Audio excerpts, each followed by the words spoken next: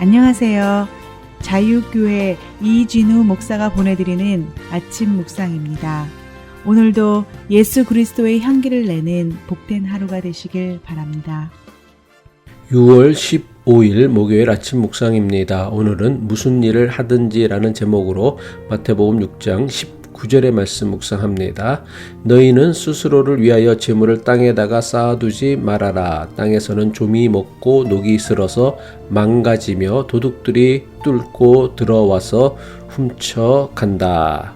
오늘도 새날을 살아갈 힘과 능력을 주시는 주님의 은혜를 힘입어 복된 하루 살아내시길 바라며 목요일 아침 묵상 시작합니다.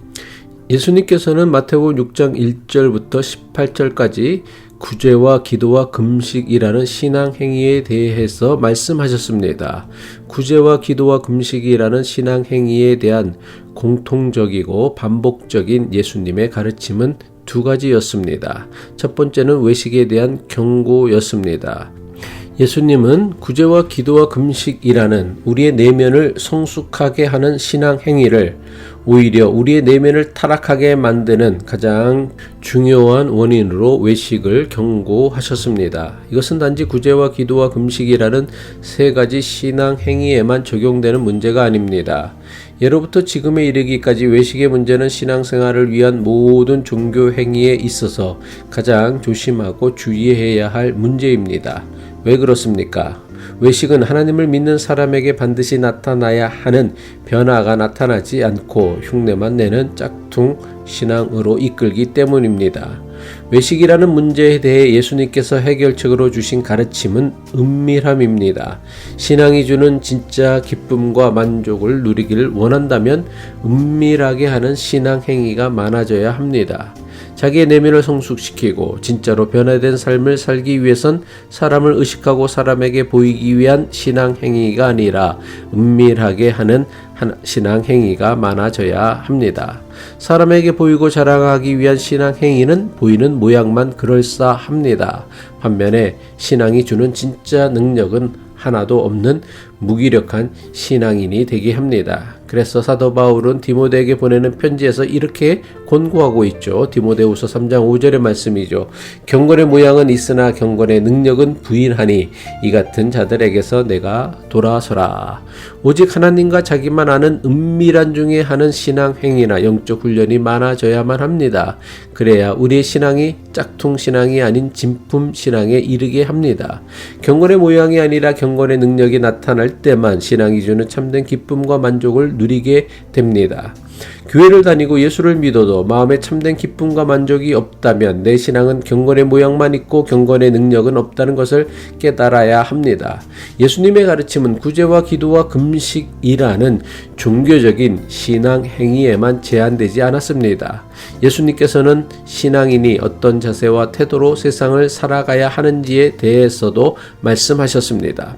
예수님은 성도의 신앙생활만이 아니라 일상의 삶에서도 관심을 가지고 계시며 이런 것들에 대해서도 구체적으로 가르치셨습니다. 예수님의 관심과 가르침이 종교적인 삶에만 제한되지 않고 일상적인 삶에까지 확장되고 있다는 사실에 주목해야 합니다. 오랫동안 교회는 거룩한 것과 세속적인 것, 종교적인 것과 일상적인 것을 분리하였습니다. 종교적인 신앙생활만 강조하고 세상에 속한 일상적인 삶에 대해서는 지나칠 정도로 외면하거나 무시하였습니다. 그 결과는 너무나 비참했습니다. 교회와 세상을 갈라놓는 이분법적인 가르침은 교인들을 이중적인 신앙인이 되게 하였습니다. 지금도 일부 보수적인 신학자나 목사들 가운데 교회는 거룩한 곳이고 세상은 타락한 곳이기에 교회에서는 경건하고 거룩해야 하고 세상은 멋대로 살아도 된다고 주장합니다. 일부 교회 지도자들의 잘못된 가르침으로 인해 많은 교인이 교회에서의 삶과 세상에서의 삶을 전혀 다른 방식으로 살아갑니다. 교회에서는 거룩하거나 경건하게 보이는 사람이 세상에서는 일말의 양심이나 죄책감도 없이 세상 사람들보다 더 세속적인 방식으로 살아갑니다. 예수님께서 구제와 기도와 금식과 같은 종교적인 신앙 행위만 가르치지 않고 돈과 소유, 음식, 의복과 같은 지극히 일상적이며 세속적인 일에 대해 가르치신 이유는 분명합니다. 우리가 정말 천지를 창조하신 하나님을 믿는다면 교회든 세상이든 우리가 하는 모든 것이 하나님께 속한 일이 됩니다. 세속적이거나 일상적으로 보일지라도 이것 또한 모두 하나님께 속한 일이라는 의미에서 지극히 영적이며 종교적인 일입니다. 다시 말해 우리가 하는 모든 일은 그것이 주일날 교회에서 행해지든 아니면 평일 직장이나 가정에서 행해지든 모든 것이 다 신앙적인 일이며 영적인 일이라는 것입니다. 하나님께서는 개인적인 영역과 공적인 영역, 종교적 영역과 세속적 영역 모두를 중요하게 여기시고 똑같은 자세와 태도로 살아갈 것을 원하십니다.